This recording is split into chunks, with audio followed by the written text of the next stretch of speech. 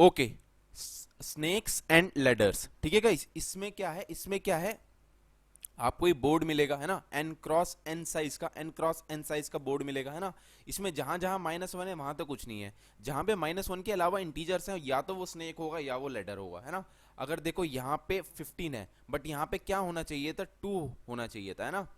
तो 2 है पर यहाँ 15 उससे ज्यादा है, तो ऑफकोर्स वो लेडर है ना। तुम आप 2 पे नहीं रुक सकते, आपको 15 पे जाना होगा है ना। सिमिलरली यहाँ पे देखो, यहाँ पे 17 होना चाहिए था पर यहाँ पे 13 है, तो आप 17 पे नहीं रुकोगे, 13 पे जाना पड़ेगा। तो ये स्नेक है, ठीक है। तो आपको कुछ नहीं करना, वही बचपन वाला गेम है ना। आपको स्टार्टिंग से यहाँ से स्टार्ट करना है ना, यहाँ से स्टार्ट करना है और यहाँ पे खत्म करना है ना। तो आपको ये बताना है कि आप कितने मिनिमम स्टेप्स में आप स्टार्टिंग पोजीशन से एंडिंग पोजीशन में पहुंच सकते हो, ठीक है। कैसे पहुंचना है, आपके पास एक डाई है जिसको आपको थ्रो करना है, उसमें नंबर आएगा 1 से लेके 6 तक। आपको सारी पॉसिबिलिटीज देखनी है, आपको 1 लेके भी देखना है, 2 लेके भी देखना है, सारे सारे नंबर ले लेके देखना है। आपको देखना है कि किस वाले तरीके से आप मिनिमम स्टेप्स में पहुंच सकते हो, और वो मिनिमम स्टेप्स क्या है वो आपको रिटर्न करने हैं, ठीक है। चलो, तो बीएफएस को करते हैं ना, बीएफएस को करते हैं, ठीक है।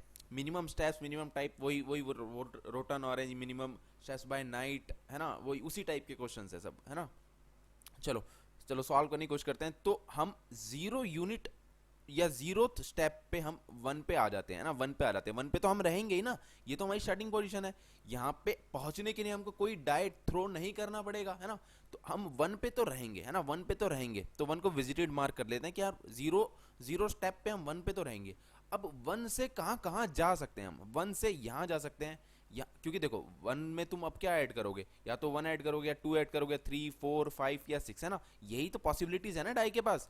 तो तुम 1 से 2 पे जा सकते हो, 3 पे जा सकते हो, 4 5 6 एंड 7 है ना।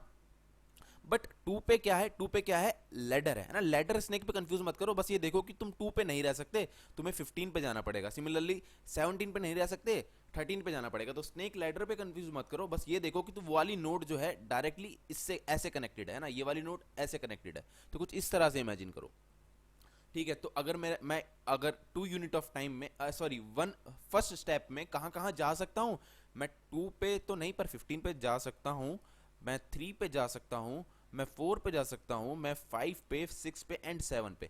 यहाँ यहाँ मैं कितने स्टेप्स में जा सकता हूँ, 1 स्टेप में जा सकता हूँ, ठीक है। बस अब यही करते जाना है ना, बीएफएस में यही तो करते हैं हम। इसमें चैलेंजिंग बस यही है, बाकी तो सब कुछ सिंपल है। चैलेंजिंग काम इसमें यह है कि तुम इसको इस तरह से कैसे इमेजिन करोगे ना, वो मैं आपको कोड दिखाऊंगा तब समझ में आ जाएगा। बाकी तो सिंपल बीएफएस ही है। इन सब नोट्स पे तुम 1 यूनिट ऑफ टाइम में जा सकते हो, इन सबको विजिटेड मार्क कर दो, मैं इस पे चले गया, इस पे चले गया, इस पे चले गया, इस पे इस पे इस पे इस पे चले गया है ना। क्योंकि मिनिमम स्टेप है, आप 1 यूनिट इस पे तो जा सकते हो, आप 3 पे ऐसे भी जा सकते हो। देखो पहले इस पे गए, फिर आपने 1 थ्रो करा, यहाँ पे आ गए, और फिर सेकंड पे यहाँ पे आ गए। पर आपको तो मिनिमम में जाना है ना, तो आप डायरेक्ट अगर जा सकते हो तो यही जाओगे। तो इसलिए आई होप आपको पता है बीएफएस में हम यही कर रहे होते हैं, तो ठीक है, इस चीज में तो कंफ्यूजन नहीं होगी आपको। तो यहाँ पे यहाँ पे यहाँ पे यहाँ पे यहाँ पे यहाँ पे यहाँ पे को विजिटेड मार्क कर दूंगा, और मैं कह दूंगा कि इन सब पे मैं 1 स्टेप में जा सकता हूँ है ना, इन सब पे मैं 1 स्टेप्स में जा सकता हूँ। ठीक है ठीक है, तो अब मैं 15 को निकालूंगा, अब मैं 15 को निकालूं, अब ये आगे वाले कौन से होंगे सारे, 2 स्टेप्स में मैं कहाँ कहाँ जा सकता हूँ है ना। 2 स्टेप्स में मैं पूरा नहीं करके दिखाऊंगा, आपको समझ में आ जाएगा। तो मैं 15 को अगर निकाला तो 15 से मैं कहाँ कहाँ जा सकता हूँ, 15 से मैं यहाँ जा सकता हूँ, एक अगर एक आया, 2 आया तो यहाँ जा सकता हूँ, 3 आया तो यहाँ जा सकता हूँ, 4 आया तो यहाँ जा सकता हूँ, 5 आया तो यहाँ, 6 आया तो यहाँ जा सकता हूँ है ना। तो चलो, एक आया तो 16 पे जा सकता हूँ, 17 पे मैं क्या जा सकता हूँ, 17 पे तो स्नेक है, तो 17 पे डायरेक्ट ना जाते हुए मैं 13 पे जा सकता हूँ है ना। उसके बाद मैं कहाँ जा सकता हूँ, उसके बाद मैं 18 पे जा सकता हूँ, उसके बाद मैं 19 20 21 पे जा सकता हूँ। जस्ट मैंने अगर 15 को निकाला, 15 के बाद अगर मैंने थ्रो करा, बट अगर मैंने 3 के बाद थ्रो करा तो मैं कहाँ कहाँ जा सकता हूँ, 4 पे जा सकता हूँ, पर 4 is already visited, 4 5 6 7 already visited, 8 9 पे और जा सकता हूँ मैं, 2 यूनिट ऑफ स्टेप्स में है ना, 2 स्टेप्स में मैं 8, और ऐसे कर करके तुम निकाले जाओगे तो यहाँ पे तुम सारी नोट्स पालोगे जो सेकंड स्टेप्स में जा सकते हो। और ऐसे करते करते करते करते आपको जब ये 36 मिल जाए तो ये वाले स्टेप्स रिटर्न कर देना, वही उसके मिनिमम स्टेप्स होंगे। यही कर रहे होते हैं हम बीएफएस में जनरली। आई होप आप कोरिलेट कर पा रहे होगे पुराने सब क्वेश्चन से इसको, ठीक है। नहीं भी कर पा रहे होगे तो समझ में आ गया, मैंने अच्छे समझा दिया है, ठीक है। दो तीन चीजें हैं इस क्वेश्चन में जो आप कोड जब दिखाऊंगा तब देखोगे। तो अभी थोड़ा थोड़ा तो समझ में आ गया ये क्वेश्चन, है ना, थोड़ा थोड़ा समझ में आ गया। सिंपल बीएफएस लगानी है, ऐसा बोर्ड मिलेगा, कुछ ऐसे इमेजिन करके हमको उसको सॉल्व करना है, ठीक है। कोड दिखाता हूं तो आसानी से और समझ में आएगा। चलो कोड देखते हैं इसका, है ना। ओके गाइस, तो देखो देखो ना, इसमें हमको ये बोर्ड मिलेगा ना, बोर्ड मिलेगा ये, हम एन में रख लेते हैं ना, बोर्ड की लेंथ क्या है, क्योंकि देखो उसमें स्क्वायर बॉक्स ही मिलेगा, स्क्वायर बॉक्स ही मिलेगा, ये श्योर है ना। एन क्रॉस एन की होगी, ये नहीं कि रो अलग और कॉलम अलग होगी, ये गिवन है। एन क्रॉस एन साइज का ही मिलेगा, तो हमने ये एन रख ली कि एन इसमें रोज है और एन इसमें कॉलम्स है, और स्टेप्स में रख लिया। अभी हमारे पास 0 स्टेप्स हैं, अभी हमने पहुंचे नहीं है ना। और ये अपनी क्यू बना ली इंटीजर टाइप की, और ये विजिटेड एरे बना लिया मार्क करने के लिए कि कौन कौन से एलिमेंट्स पे एरे के हम, या फिर कौन कौन से इंडेक्सेस पे हम विजिट कर चुके हैं, है ना। तो इसके लिए हमने एक अलग से क्या बना लिया, विजिटेड एरे बना लिया, ठीक है। तो अभी क्या करेंगे, हम ये क्यू बनाएंगे और क्यू में 1 डाल देंगे, है ना, 1 डाल देंगे। तो 1 पे हम पहुंच सकते हैं 0 स्टेप्स में, और 1 को विजिटेड मार्क कर देंगे। तो जो ये हमने जो ये विजिटेड वो बनाई होगी, मैट्रिक्स बनाई होगी, जिसमें सपोज करो n रोज हैं और n कॉलम्स हैं, तो 1 कहाँ होगा, यहाँ कहीं होगा ना। तो ये कौन सा पोजीशन होगी, कौन सी पोजीशन होगी, ये होगी लास्ट रो। लास्ट रो कौन सी है, n-1th रो। और कौन सा कॉलम होगा, 0th कॉलम, है ना। तो इस वाले पोजीशन पे जाके इसको विजिटेड मार्क कर देंगे। 1 यहीं पे होगा ना, 1 यहीं होगा, तो मैंने इसको यहां जाके विजिटेड या ट्रू मार्क कर दिया, ठीक है। अब बात आती है हमारे बीएफएस की, मस्त चलाएंगे जब तक हमारी क्यू एम्प्टी नहीं होती। क्यू का साइज ले लेंगे और उतनी बार उसको डाइस को थ्रो करेंगे, है ना। तो अभी इसके लिए एक है, तो एक को निकालेंगे, यहाँ पे एक्स में रख लिया हमने एक। अब x में क्या करेंगे, एक बार 1 डाल के ऐड करेंगे इसमें, है ना। एक बार 1 ऐड करेंगे, या एक बार 2, या एक बार 3, 4, 5 या 6, है ना। ये सब एक एक बार ऐड करके देखेंगे हम कहाँ कहाँ पहुंच सकते हैं ना। जैसे कि इस एग्जांपल में जब हमने क्यू बनाई थी तो 1 यहाँ पे 0 स्टेप पे 1 पे थे, फिर उसके बाद हम 15 पे और 3 पे 4 पे 5 पे 6 पे और 7 पे पहुंच सकते थे इन 1 स्टेप, है ना, इन 1 स्टेप।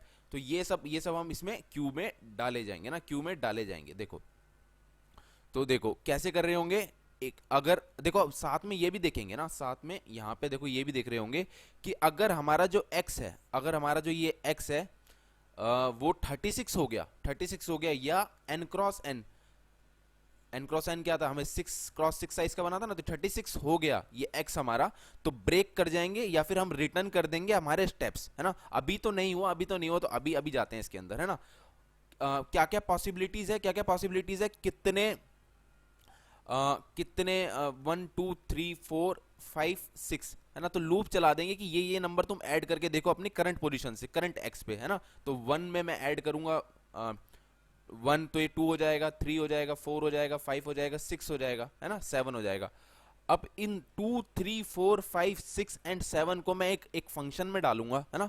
इन फंक्शन में डालूंगा, देखो ये फंक्शन है, ये वो फंक्शन है जिसमें मैं ये 2 3 4 5 6 ये k में मैंने ऐड करा ना, x और k को ऐड करा, तो एक नंबर बनेंगे 2 3 4 5 6, है ना। 1+1 1+2 1+3 1+4 1+5 1+6, है ना। तो ये जो नंबर्स बनेंगे ये नंबर बनेंगे, तो इनसे हमें रो और कॉलम निकालना है हमारे बोर्ड का, ठीक है। तो उसके लिए मैंने ये फंक्शन बना रखा है, ये इसमें ट्रिकीएस्ट है, बस ये इसमें डिफरेंट है। ये फंक्शन बना रखा है क्या, फाइंड कोऑर्डिनेट करके, है ना। इसमें मैं ये नंबर डालूंगा, मैं तुम्हें दिखा देता हूँ। यहाँ पे मेरे को बेसिकली क्या काम करना है, मेरे को ये नंबर मिलेगा, इस नंबर से मुझे डिकोड करना है कि मेरा इस वाले इंडेक्स की बात कर रहा हूँ मैं, इस 1,0 इंडेक्स की बात कर रहा हूँ। अगर ये है तो मैं इसकी बात कर रहा हूँ, इस वाले इंडेक्स की बात कर रहा हूँ। ये डिकोड करना है, इसमें थोड़ा सा डिफरेंट है बाकी अदर क्वेश्चन से ग्राफ के, ठीक है। तो कैसे कर रहे होंगे, ये ऑब्जर्वेशन का खेल है सारा, है ना। तुम्हें ऑब्जर्व करना होगा कि मेरा ये कैसे वेरी कर रहा है ना, मेरा ये कैसे वेरी कर रहा है। फॉर एग्जांपल मैं आपको इधर दिखाता हूँ, ये चीज ना, इधर दिखाता हूँ, ये रब कर देता हूँ और इधर दिखाता हूँ।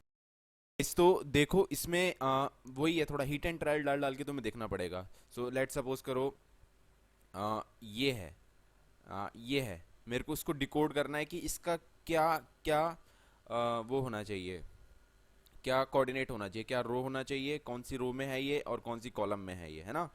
तो मैं इसमें ये 10 पास कर दूंगा और फंक्शन को बता भी दूंगा भाई ये n क्रॉस n साइज का बोर्ड है ना।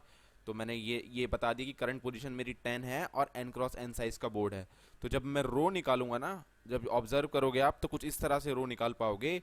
जो रो होगा वो होगा n माइनस जो करंट करंट है इसका, डेट इज अभी के लिए 10 है हमारा, 10 minus 1 divided by n minus 1। तो ये जब तुम ऑब्जर्व करोगे पता चल जाएगा। जैसे कि ये वाले केस में जब मैंने करा तो 10 by 6 is what 2, sorry 1, integer में स्टोर करोगे तो 1 होगा, 10/6, तो 10/6 इज 1, ठीक है। और यहाँ पे 6 माइनस माइनस 1 है ना, 6 माइनस माइनस 1 तो क्या हो जाएगा 4, तो 0 1 2 3 4, तो ये फोर्थ ही रो है। आई की वैल्यू के अकॉर्डिंग देखूं, आई मीन बोर्ड्स के अकॉर्डिंग देखूं, मैं 2D एरे के अकॉर्डिंग देखूं, तो ये फोर्थ रो है ना। तो मेरे को ये ऑलवेज मिल जाएगी ऐसे, है ना। पहले मैंने सोचा कि यार इसको मैं -1 क्यों करूं, जब मैं -1 नहीं कर रहा इसको, सपोज करो मैंने इसको पहले शुरू में जब करके देखा था तो मैंने इसको -1 नहीं करा था, यहाँ पे सीधा मैंने ना 10/2 कर दिया था, 10/6 कर दिया था। सो जब मैं इसको 10/6 करूंगा और 6 माइनस -1 करूंगा तो अभी भी 6 माइनस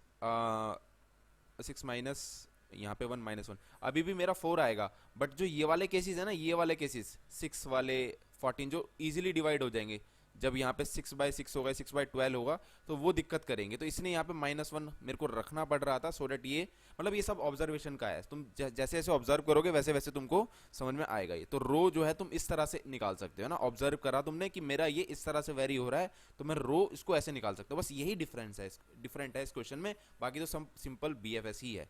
और मैं कॉलम कैसे निकाल पा रहा हूँ, कॉलम देखो, अगर मेरे ये ओड है, आई मीन मेरा जो बोर्ड है वो ओड है और मेरी रो भी ओड है, मतलब मेरा बोर्ड, देखो कॉलम तो ऐसे निकालोगे, कॉलम हो गए ना, कॉलम तुम निकालोगे जो करंट पोजीशन है that is 10 minus 1 modulus n, है ना। मॉडुलस n मतलब जो 6/6 का है तो यहाँ पे 6 आ जाएगा, ठीक है। तो बट अगर तुम्हारे ये रो एंड कॉलम दोनों इवन होंगे, जब तुम्हारे ये जैसे कि इस वाले केस में कौन सा रो है, ये फोर्थ रो है, तो इवन रो है और इवन क्या है, ये 6 है ना, 6 n भी इवन है और ये भी इवन है। तो तुम्हारा ये चेंज हो जाएगा, तुम्हारा ये चेंज हो जाएगा, जो ये इसमें से तुम क्या, ये जो कॉलम तुमने निकाला है इसमें से n-1 माइनस सी और कर दोगे, है ना। जो तुमने कॉलम निकाला है इसमें से n-1 और कर दोगे, वरना तुम यही रहने दोगे। बेसिकली हो क्या रहा है, देखो हमारा ये नंबरिंग ऐसे नहीं चल रही है, इसमें 1 2 3 4 5 6 और 7 यहाँ से स्टार्ट नहीं हो रहा, ये जिगजैग हो रहा है ना, जिगजैग हो रहा है। तो इस जिगजैग को मेंटेन करने के लिए तुम्हें कभी तो कॉलम की वैल्यू, मैं इसको रब कर देता हूँ और क्लियर लिख देता हूँ एक बार, रो और कॉलम की वैल्यू क्या है, फिर तो आपको अच्छे समझ में आ जाएगा। ओके गाइस देखो, रो तो हमारा सेम रहेगा, n minus current -1 divided by n, है ना, डिवाइडेड बाय n, और फिर ये पूरा माइनस में, है ना, -1।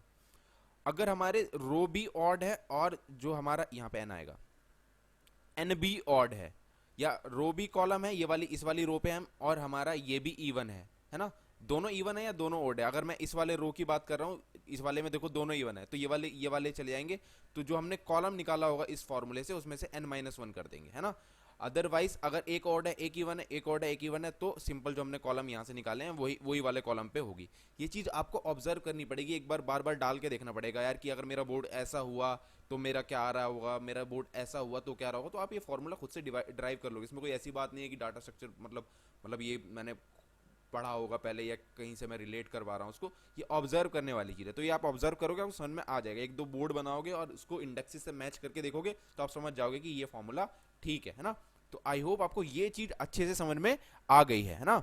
चलो अब वापस से जाते हैं कोड पे, ठीक है। तो हमने कहाँ पे थे हम, तो हमको क्या मिल गया था, हमको ये हम इस वाले फंक्शन में फाइंड कोऑर्डिनेट्स में हम अपना वो नंबर डालेंगे और बोलेंगे ये n साइज का, n क्रॉस n साइज का बोर्ड है, तो वो हमें क्या दे देगा, एक ये वाला, मैं आपको वो कोड भी दिखाई देता हूँ उसका, देखो ये रहा, ये सब फॉर्मूलेस हैं और उसमें वो 2 साइज का 1D एरे बना के दे देगा, जिसमें फर्स्ट इंडेक्स पे रो पड़ा होगा, सेकंड इंडेक्स पे कॉलम पड़ा होगा, है ना। तो देखो तो तुमको रो मिल गया और कॉलम मिल गया है ना, डिकोड कर लिया आपने, है ना, डिकोड कर लिया। तो आप क्या करोगे, सबसे पहले देखोगे कहीं वो विजिटेड तो नहीं है। अगर वो विजिटेड है तो कंटिन्यू कर जाओ, अगर वो विजिटेड है कंटिन्यू कर जाओ, उसको ऐड मत करो अपनी क्यू में, क्योंकि वो ऑलरेडी विजिटेड है। अगर आप उसको ऐड करोगे तो वहीं ऑसिलेट करते रह जाओगे, ठीक है। पर अगर वो विजिटेड नहीं है तो उसको विजिटेड मार्क कर दो ट्रू, और देखो कहीं वहां पे स्नेक या लैडर तो नहीं है। अगर वहां पे स्नेक या लैडर नहीं है तो वहां पे -1 पड़ा होगा, तो तुम वो जो नंबर होगा उसको डायरेक्ट डायरेक्ट अपनी क्यू में डाल दो।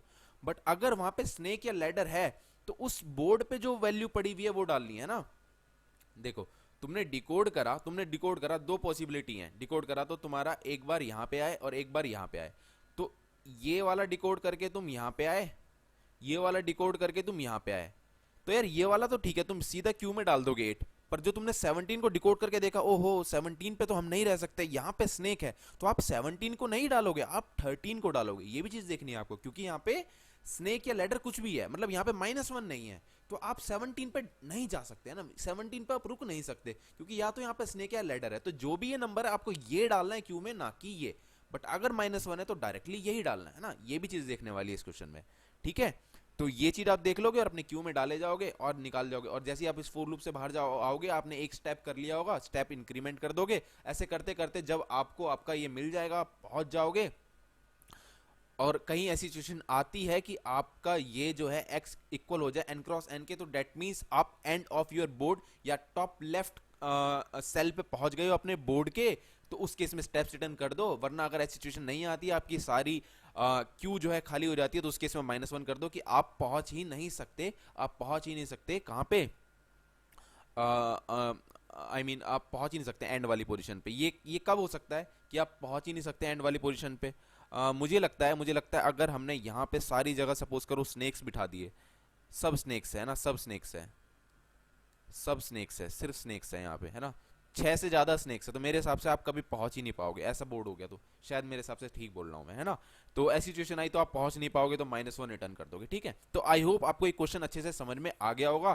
क्या टाइम स्पेस कॉम्प्लेक्सिटी है इसकी। हम बोर्ड के हर वर्स्ट केस में हम बोर्ड के हर जगह जाएंगे और आई मीन 1 2 3 4 5 6 डाल डाल के देखेंगे, तो हर जगह जाएंगे बोर्ड के। तो n क्रॉस n साइज का बोर्ड है, तो n cross n time complexity हो जाएगी इसकी, है ना। n cross n time complexity हो जाएगी। और स्पेस कॉम्प्लेक्सिटी क्या हो जाएगी, n क्रॉस n, क्योंकि हम एक विजिटेड भी वो बोर्ड बना रहे हैं एक्स्ट्रा, ठीक है। तो आई होप आपको समझ में आ गया इसकी स्पेस एंड टाइम कॉम्प्लेक्सिटी। इस वीडियो में इतना ही।